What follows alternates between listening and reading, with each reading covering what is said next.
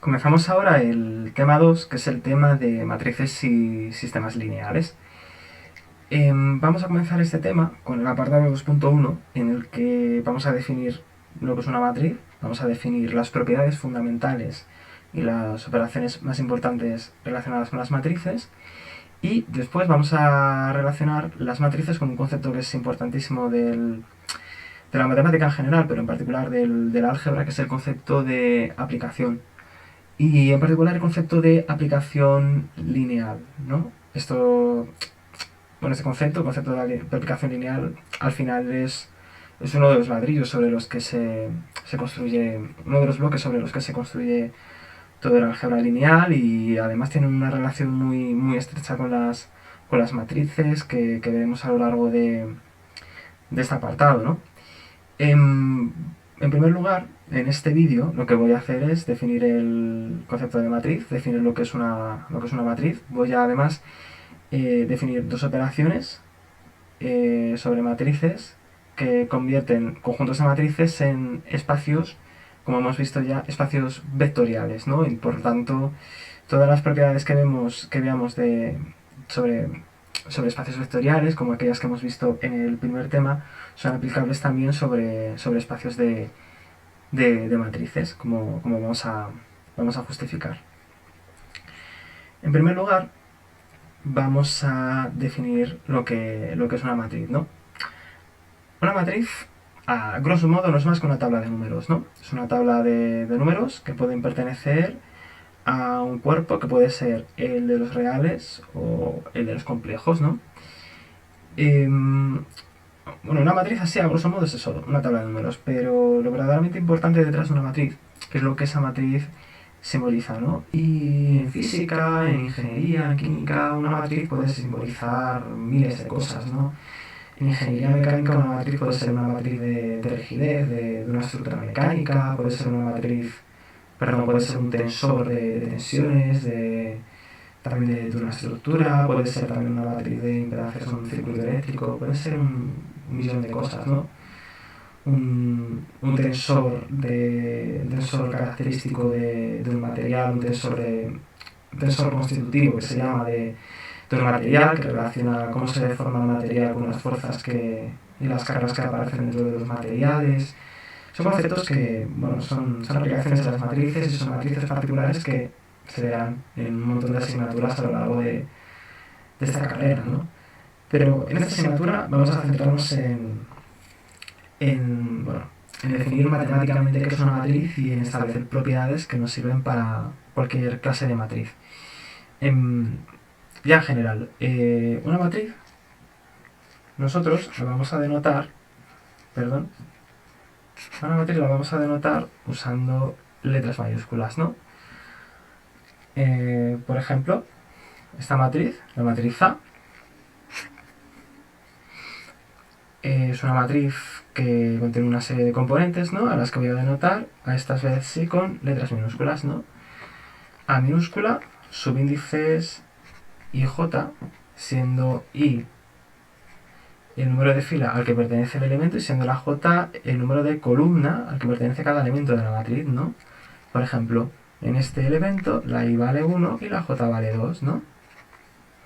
¿Este elemento cuál será? Este elemento será fila 1, columna 2, ¿vale? Y así sucesivamente. Mientras que este elemento será el elemento fila 2, columna 1. Y así, digamos, toda la matriz, ¿no? A cada uno de los elementos también lo podemos anotar de forma diferente, ¿no? Otra anotación que podemos utilizar para el elemento IJésimo de la matriz A mayúscula es introducir entre paréntesis el símbolo con el que denotamos la matriz y luego como superíndices, como subíndices aquí abajo, indicaríamos la fila de la columna en la que se encuentra cada elemento, ¿no? Son notaciones diferentes para anotar y representar los elementos de una matriz determinada, ¿no?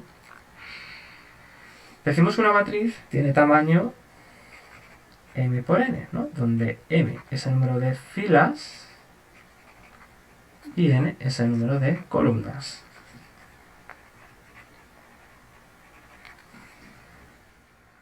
Proseguimos con más notación. Esta vez vamos a definir un par de notaciones para referirnos a la fila y a la columna de una matriz en particular, ¿no? Vamos a anotar con F mayúscula subíndice I de a la fila I ésima de A, ¿no? Mientras que utilizamos la letra C mayúscula subíndice I de A para la columna J ésima. Vale. Vamos a comenzar ya a poner algunos ejemplos. Vamos a probar con una matriz bastante sencilla que sea de orden 2×2, ¿vale? Es decir, una matriz de dos filas y dos columnas, ¿no? Por ejemplo, la 2, menos 1, 3 y 0, ¿vale? Este elemento de la matriz A, ¿cuál es? Es el elemento A minúscula sub 1, 1, ¿verdad?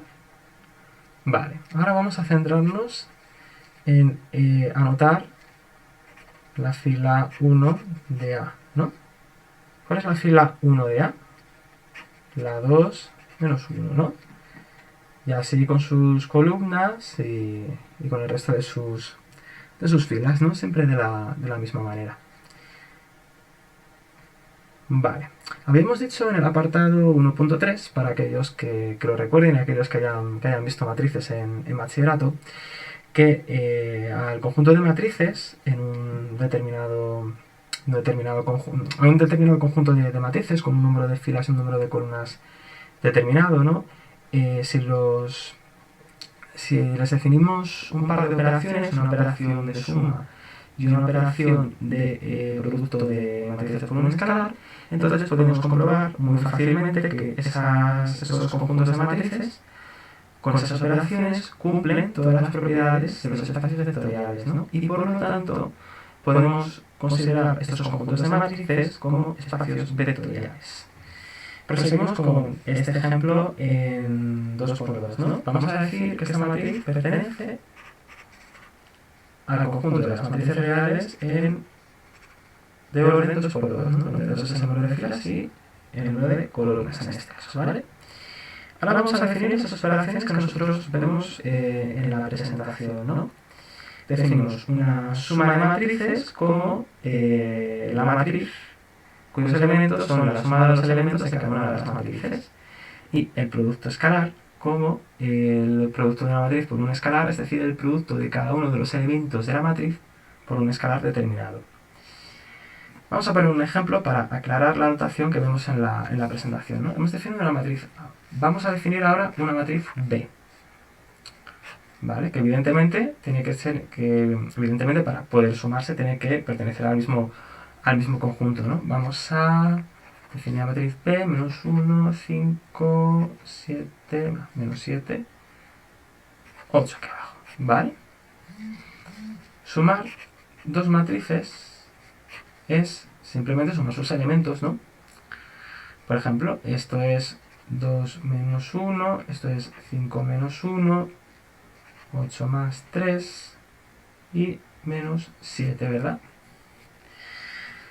El producto de matrices por un escalar. Por ejemplo, vamos a multiplicar la matriz A por 3, ¿no? Por el escalar 3, ¿no? Importante el escalar que pertenezca al mismo cuerpo donde definimos los elementos de las matrices, ¿no? En este ejemplo, como la matriz está en el conjunto de los reales, en el conjunto de las matrices reales, la lambda tiene que ser un número real, ¿vale? Si pertenece al número de los complejos, la lambda puede ser un número complejo, ¿vale? Puede ser un número real, porque los reales pertenecen a los complejos.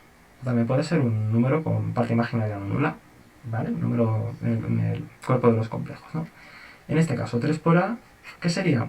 Igual a multiplicar el número 3 por cada uno de los elementos de A. Por ejemplo, 6 menos 3, 3 por 3, 9, 0. ¿No? Hasta aquí muy fácil, ¿vale? Estas dos operaciones, suma y producto escalar, todas ellas cumplen las propiedades de los espacios vectoriales, ¿no? Bueno, una última cosa. La resta de matrices, ¿cómo la definimos? Muy sencillo, ¿no? Igual que en los espacios vectoriales, restar dos vectores es sumarle a un vector otro vector con signo nulo, es decir, el opuesto del otro vector. En este caso, restar matrices, por ejemplo, a menos b es equivalente a sumar a la matriz A el opuesto de b, que es menos b, es decir, es el número menos 1 multiplicado por la matriz b, ¿no? Vamos a proseguir ahora definiendo lo que es la matriz diagonal, perdón, lo que es la diagonal de una matriz. Vamos a definir una matriz en el conjunto de los reales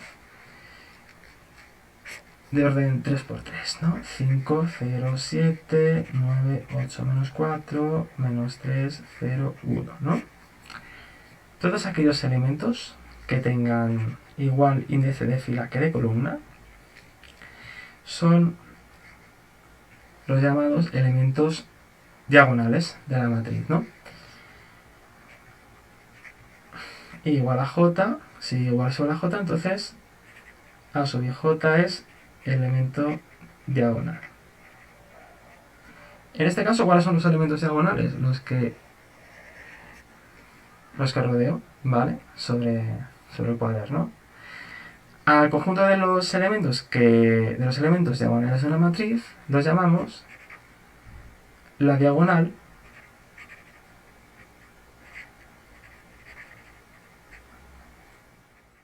de la matriz, ¿vale? Esta es la diagonal de la matriz A. Seguimos. Vale, dos matrices que, bueno, aquí solo defino la matriz de identidad. Hay otra matriz que es importantísima, sobre todo para demostrar que los conjuntos de matrices son espacios vectoriales, que es la matriz nula, ¿no? La matriz nula o la matriz 0 en general se representa con el número, bueno, con la letra O. Si es la matriz cuyos componentes son todos ceros, ¿vale? Una matriz que tiene todas componentes 0 es una matriz nula. Es una matriz que puede estar tanto en un espacio de matrices reales como en matrices complejas, ¿no? Del orden que sea, ¿no? De orden n por m. A la matriz de identidad la vamos a definir como una matriz cuadrada, es decir, matriz cuadrada, una matriz que tiene el mismo número de filas que de columnas, en este caso n, ¿vale? Eso es lo que es una matriz cuadrada. La matriz de identidad es una matriz cuadrada que tiene sus elementos diagonales iguales a 1 y todos aquellos elementos que se encuentran tanto por debajo como por encima de la diagonal iguales a 0, ¿vale?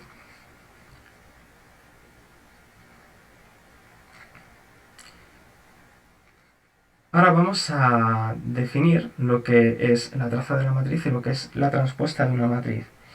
La traza de una matriz es muy sencillo. Dado una matriz que es cuadrada de orden n, la traza es la suma de los elementos de su diagonal principal. Es tan sencillo como eso, ¿no? Por ejemplo, la matriz A.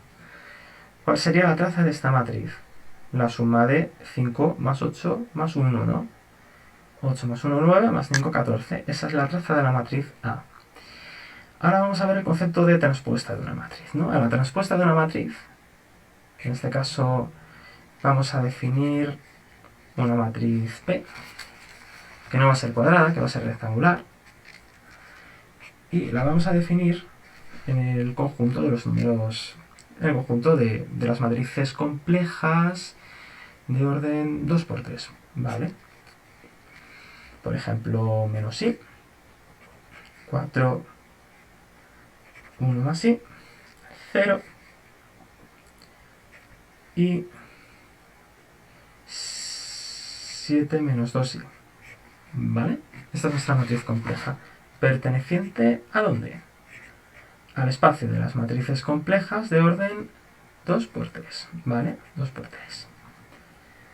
Transponer una matriz es coger cada uno de sus elementos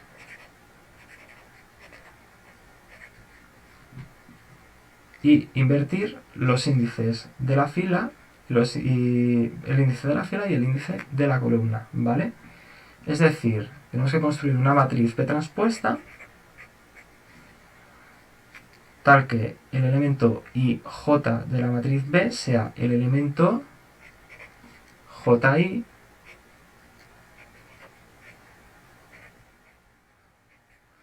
de la matriz transpuesta, ¿vale? Pero la notación aquí, B transpuesta, ¿vale? O como aparece en la presentación, ¿no? Tiene que cumplirse que el elemento JI de la matriz transpuesta tiene que ser igual al elemento IJ de la matriz original, ¿vale? Otra forma de ver la transpuesta de la matriz es por escoger las filas o las columnas, intercambiarlas y hacer que las filas sean columnas y que las columnas sean filas, ¿vale? Si vemos la transpuesta como esa operación, es inmediato ver que la transpuesta de B es fila primera convertida en la primera columna y nos quedaría menos I, 4, 1 más I, y de la misma forma la segunda fila se nos convierte en la segunda columna, 0 y 7 menos 2 I, ¿de acuerdo? Y ya tenemos la transpuesta, es tan sencillo como hacer eso. ¿Qué es lo que nos ha ocurrido? Vamos a coger este elemento, ¿no? Este elemento es el elemento 2, 2 de la matriz transpuesta. Bueno, este en particular es un mal ejemplo, ¿no? Vamos a coger este otro, el que está más abajo. Este es el elemento 3, 2 de la matriz transpuesta, ¿vale? En la matriz sin transponer, la matriz original, este elemento, si tenemos 2i, ¿dónde se encuentra? Aquí abajo. ¿Y qué índices tiene? Tiene los índices 2, 3, porque están afiliados en la columna 3, ¿no? Vemos que transponer matrices es así de sencillo, ¿no? Vale. Pues una vez hecho esto, vamos a ver ahora lo que es el conjugado y el transpuesto conjugado, o la transpuesta conjugada, de una matriz, ¿no? La conjugada de una matriz compleja es coger sus elementos y calcular sus conjugados, ¿no? Si la matriz es real, ¿cuál es el conjugado de un número real?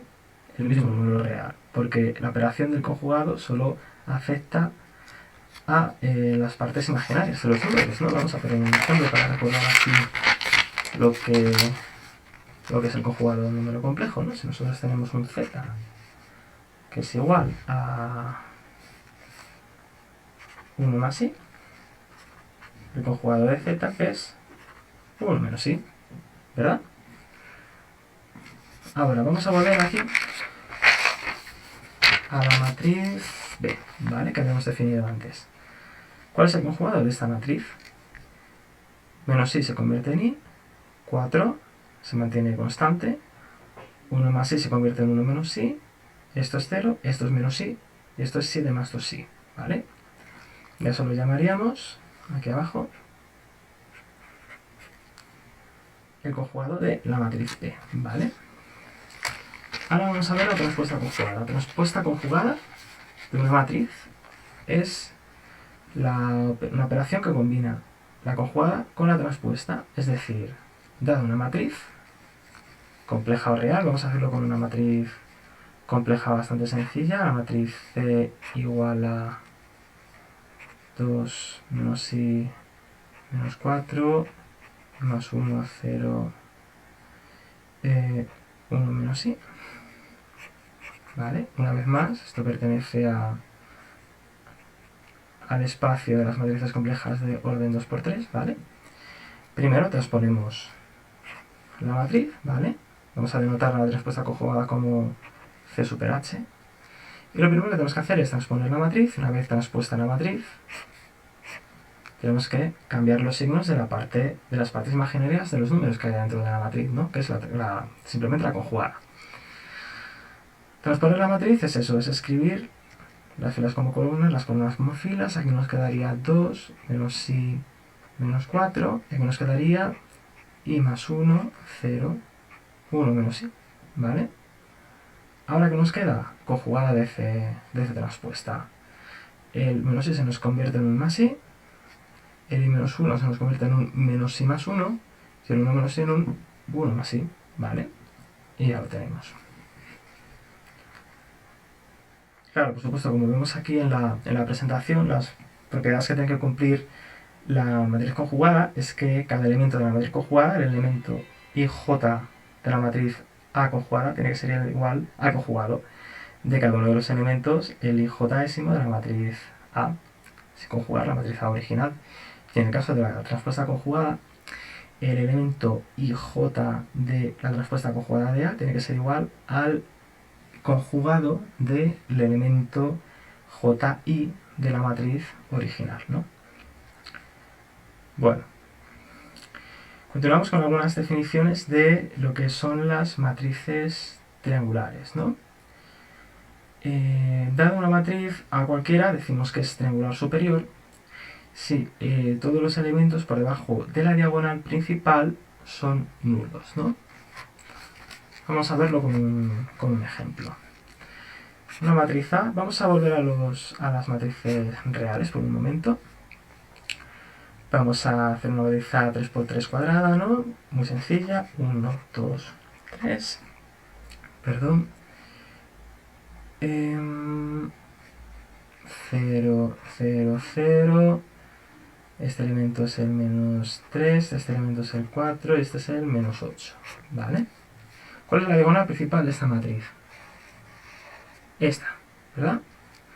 ¿Cómo son los elementos que hay por debajo de la diagonal de la matriz? Todos nulos, ¿no? Por lo tanto, ¿esta matriz qué es? Es triangular superior. ¿No? De la misma forma, que es una matriz triangular inferior. Una matriz triangular inferior es una matriz tal que todos los elementos que hay por encima de la diagonal principal son nulos, ¿vale? Y ya por último, cuando decimos que una matriz es diagonal. Una matriz es diagonal cuando una matriz es triangular superior e inferior al mismo tiempo. Es decir, si es triangular superior, significa que, como en este caso, todos los elementos que hay debajo de la diagonal son nulos, ¿verdad? Si es triangular inferior, eso lo que quiere decir es que los elementos que hay por encima de la diagonal, estos tres de aquí, tendrían que ser nulos. ¿Cuáles son los únicos elementos que obligatoriamente, o sea, que no están obligados a ser nulos? ¿Cuáles son aquellos elementos que pueden tener cualquier valor? Los elementos que están en la diagonal, ¿no? Y eso es lo que es una matriz diagonal, ¿no? Ejemplo de matriz diagonal, C. Y vamos a los números complejos. Esta matriz es compleja. Y 1 más y 0, ¿vale? Porque puede ser perfectamente 0 un elemento de la diagonal. Esta es nuestra diagonal. Y el resto de los elementos, por encima y por debajo de la diagonal, nulos. ¿Vale? Esto es un ejemplo de matriz diagonal.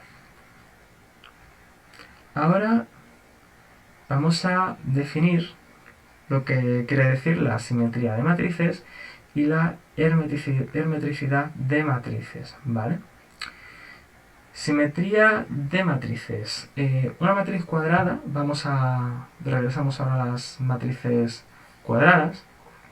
Se dice que es simétrica cuando esa matriz coincide con su transpuesta, o dicho en otras palabras, cuando el elemento que está en la posición en la posición IJ, en la fila y columna J, coincide con el elemento que se encuentra en la fila J y en la columna I. Ejemplo de matriz simétrica. Vamos ahora a las matrices que son complejas. Esta matriz, que pertenece al espacio de las matrices complejas 3×3, de orden 3. Esta matriz es simétrica, ¿verdad? Porque, por ejemplo, si vemos el elemento 1, 2, coincide con el elemento 2, 1, ¿verdad? Todos los elementos que fuera de diagonal son nulos, ¿no? Bueno, en el caso de que una matriz sea diagonal, es trivial ver que es simétrica, ¿no? Pero vamos a probar con una matriz que no sea diagonal, ¿no? Esto es sí, esto es y esto es 1 más i, esto es 0, ¿vale? No cambia. Ahora esto es menos i, esto es 3, esto es menos 5, y esto es menos 5, esto es 3 y esto es menos i, ¿vale? ¿Veis cómo coinciden 2 a 2 los elementos que están por encima y por debajo de la diagonal, ¿no? Esto es fila 2, columna 1, esto es columna 2, fila 1, esto es fila 3, columna 1, fila 1, columna 3, ¿ves cómo coinciden, no? Lo que tenemos aquí es una matriz simétrica, ¿vale? Otra forma de ver que una matriz es simétrica. Una matriz simétrica es una matriz que coincide con su transpuesta. Es decir, si nosotros transponemos esta matriz, el resultado es la misma matriz que teníamos originalmente, ¿no? Por tanto, D tiene que ser igual a D transpuesta. También podemos verlo de la siguiente forma. Fijaos, en la primera columna de I, vemos que es igual que la primera fila de I, ¿verdad? Por lo tanto, si nosotros transpusiéramos esta matriz, escribiríamos las filas como columnas y las columnas como filas, ¿no? Y el resultado sería la misma matriz que teníamos originalmente, ¿no? Ahora, vamos a definir el opuesto, bueno, entre comillas, vamos a definir el tipo de matriz contrario al de matriz simétrica, que es la matriz antisimétrica. Una matriz antisimétrica es una matriz que coincide con el opuesto de su transpuesta. Vamos a verlo mucho más claramente con un ejemplo. Vamos a poner una matriz A igual a 0, 0, 0. Ahora vamos a hacer todos los elementos diagonal igual a 0, ¿vale? Vamos a poner por encima de la diagonal el elemento 3, 5, menos 1, ¿vale? Y por debajo de la diagonal vamos a poner menos 3, menos 5 y 1, ¿vale? Esta matriz podría ser perfectamente una matriz perteneciente al grupo de los complejos, ¿no? Porque estos elementos pertenecen al grupo de los complejos, ¿verdad? Aunque no tengan parte, aunque tengan sus partes imaginarias iguales a 0, ¿vale? Este es por 3.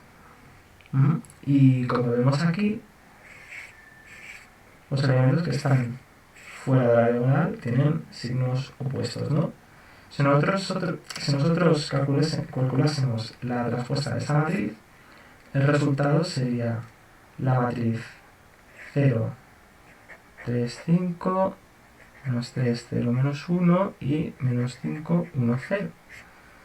¿Veis que es la misma matriz pero con los signos cambiados? Vale, ¿veis eso? Pues eso es una matriz. Bueno, vemos primero que es igual a esa matriz A con los signos cambiados, ¿no? Bueno, pues esto es una matriz antisimétrica. Habéis visto que en este ejemplo había puesto todos los elementos de la diagonal iguales a 0. Una propiedad que cumplen las matrices antisimétricas es que los elementos de la diagonal tienen que ser siempre iguales a 0. Si esto no fuese así, ¿vale? Entonces nosotros no podríamos ser capaces de transponer la matriz, cambiar el signo y decir que las matrices son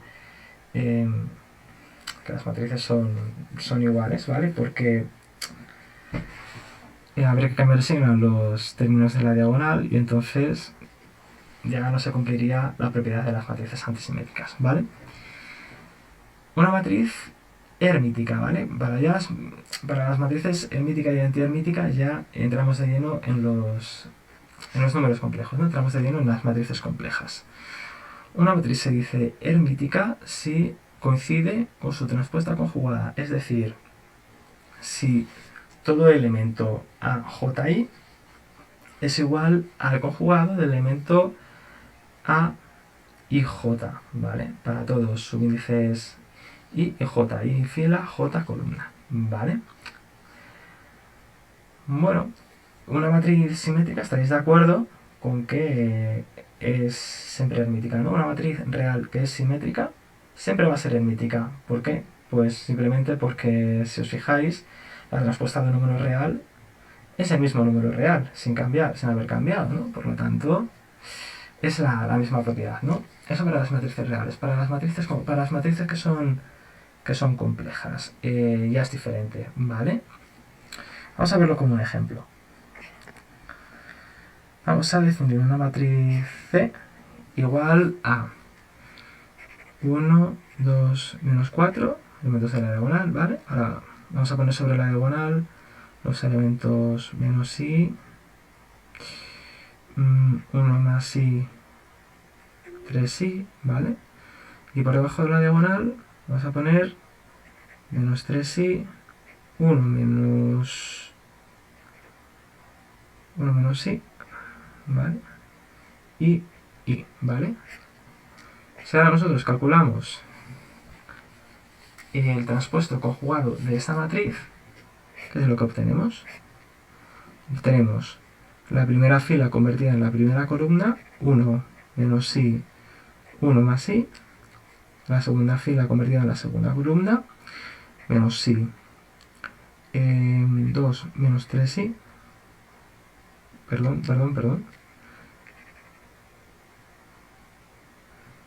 Bueno, claro, es que estoy transponiendo la matriz, claro, primero transpongo la matriz y después calculo los conjugados, que es la forma más fácil, ¿vale? Efectivamente, esto se convierte en i, 2 menos 3i, 3i, y la tercera fila se convierte en la tercera columna. 1 menos i, menos 3i, menos 4, ¿vale? Ahora cambiamos el signo a las partes complejas, ¿vale? Para conjugar sus elementos, sus partes complejas, sus partes imaginarias, perdón. Esto es más i, esto se convierte en 1 menos i, ¿vale? Esto se convierte en menos i, esto se convierte en 1 más i, esto se convierte en más 3i, ¿vale? Y espero no haberme dejado nada. Sí, este 3i se convierte en menos 3i, ¿vale? Ahora veis que esta matriz transpuesta conjugada es igual a la matriz C original, ¿vale? Por lo tanto decimos que esta matriz de orden 3 en el conjunto de las matrices complejas es una matriz hermítica. Una propiedad importantísima de las matrices herméticas. Veis que todos los elementos que están en la diagonal son reales, es decir, tienen parte imaginaria nula, ¿vale? Esto es importantísimo porque si esto no se cumple, una matriz no puede ser hermética, ¿vale? Perdón, hermética. No puede ser hermítica, ¿vale? Si esto no se cumple, ¿no? Porque si aquí hubiera partes imaginarias diferentes de cero, entonces al hacer el traspuesto conjugado habría que cambiar la sección a las partes imaginarias y ya no habría forma de que fuese igual a la matriz original, ¿vale? Ya por último vamos a ver cuando una matriz cuadrada es antihermítica. De forma muy parecida a las matrices simétricas y antisimétricas, una matriz es antihermítica cuando es igual a la matriz conjugada cambiada de signo, ¿vale? Es decir, cuando el conjugado de la matriz A super H es igual al opuesto, al cambio de signo de los elementos de la matriz A, ¿vale? Un ejemplo de matriz antihermítica. Matriz, vamos a llamar D, ¿vale? Que estamos agotando ya todas las letras. Vamos a llamarla D. Y vamos a hacer que los elementos de la diagonal sean imaginarios puros, ¿vale? Esto sí, esto es menos 2 sí, esto es 0, ¿vale? Veis que el número 0 es perfectamente un imaginario puro porque la parte real del número 0 es 0, ¿vale? Y la definición de imaginario puro es que la parte real sea 0, ¿vale? Así que es un ejemplo totalmente válido. Y ahora fuera de la diagonal, por encima, vamos a poner 3. 4 menos i y ahora aquí por debajo 3, 4 menos i, bueno, menos 3, menos 4 menos i y I. ¿Vale? Esta es nuestra matriz, ¿no? Ahora primero, en primer lugar, vamos a transponer y conjugar esta matriz, ¿vale? Para calcular la transpuesta conjugada, ¿no? Convertimos las filas en columnas, ¿no? Esto es I, esto es 3, esto es 4 menos I, esto es menos 3, esto es menos 2I, esto es I, esto es menos 4 menos I, esto es I y esto es 0, ¿vale? Ahora cambio de signo a las partes imaginarias. Menos I, 4 más I, esto es menos I, esto es más 2I, esto es menos I, y esto es menos 4, no se ve nada bien, menos 4 menos I, ¿vale? Bueno, no, perdón, menos 4 más I, ¿vale? Menos 4 más I, ¿vale? Y ahora vamos a calcular el opuesto de la matriz D, ¿vale? Menos D, ¿a qué es igual? Al cambio de signo de todas las componentes de la matriz, ¿no? Esto se convierte en menos I, esto se convierte en menos 3, esto es menos 4 menos I, ¿vale?